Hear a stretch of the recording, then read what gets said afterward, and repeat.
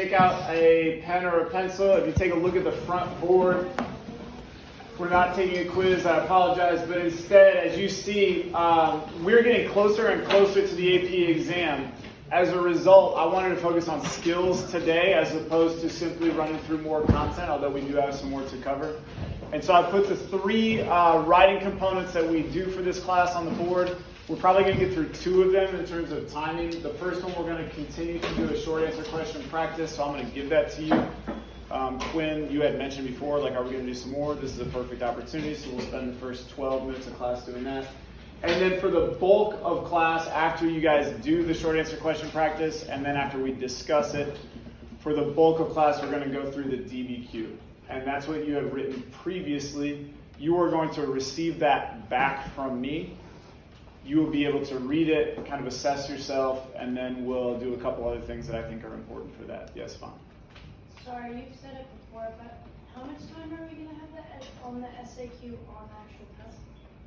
So for the short answer question on the actual test, you have 40 minutes, but it's for 3 questions. So roughly 13 minutes and 20 seconds per, but if you want to spend more on one and less on another, that's fine. So for the timing that we've been doing on these, I've been giving you about 11, 12, 13 minutes, depending on it. The only thing you're going to need, so you need a pen or a pencil. I'm going to provide you with the question, but if you have a sheet of notebook paper or a blank piece of paper, or if you don't have any, I'm sure a classmate would be nice enough to give you one. It is just scratch. It is just practice.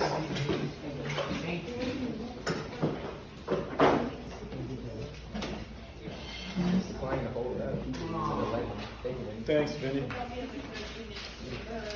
Normally I have this in paper. This is just like This is an anomaly. I'm supposed to believe that. Yeah, Ellie. I just want to make sure because the emails are working. Can you just show up at Loyola? Like, you know when we need to check in with first? I will double check what Miss Eshelman sent me. But as far as I understand, you can be dropped off or arrive at Loyola by yourself. If you come to school, they will shuttle you over there in a bus, a whole 4 blocks. They'll do that for you. Will you be proctoring? I will not be proctoring. I will be proctoring the LEAP exam. No, you'll have some sort of room there. They should have communicated with you about that. If they haven't, then I'll go back through my email.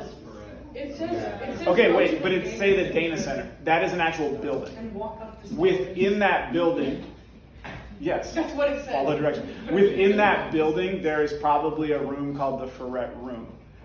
I was mentioning this to my first block class. If you have a question on a college campus, ask someone. Like, people are there, just ask them where that room is. It's like if someone walked into our school and said, where is room 214B? If you were being polite, you would explain to them it's on the Nashville side. So they'll do that for you. But does that sort of answer your question? You can just arrive there. And I would recommend arriving early. Yeah, Nick. Do we have to bring anything? Check the email. That's what I'll say. Because they haven't told me what you should bring. Some pens or pencils, excuse me. All right, let's go ahead and get going with this. And all those questions are important, but double check your email and still let me know if you have any others. Yeah, Keeper. No. The first one is up on the board. It says short answer question practice. These are the ones that we've been doing repeatedly. Now, this is one that's a little weird, but in the middle is the direct question because this comes directly from actual AP exam practice.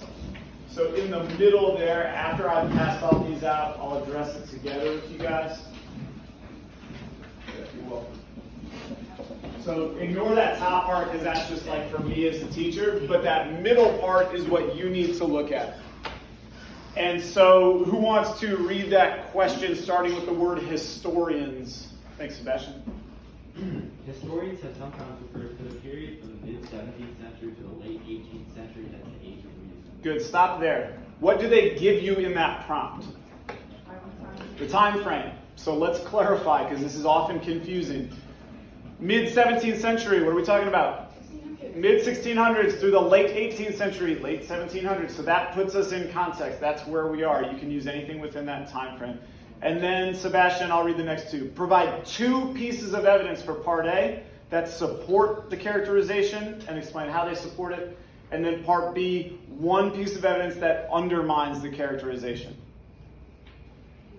Sometimes it'll be parts A, B, C. Sometimes it'll be parts A and B. Remember to clearly label part A and B and use the stem that they provide. One specific piece of evidence is, or one piece of evidence is what you need to say, and additional piece of evidence, ... Easy enough? Take a stab at it. You have 12 minutes.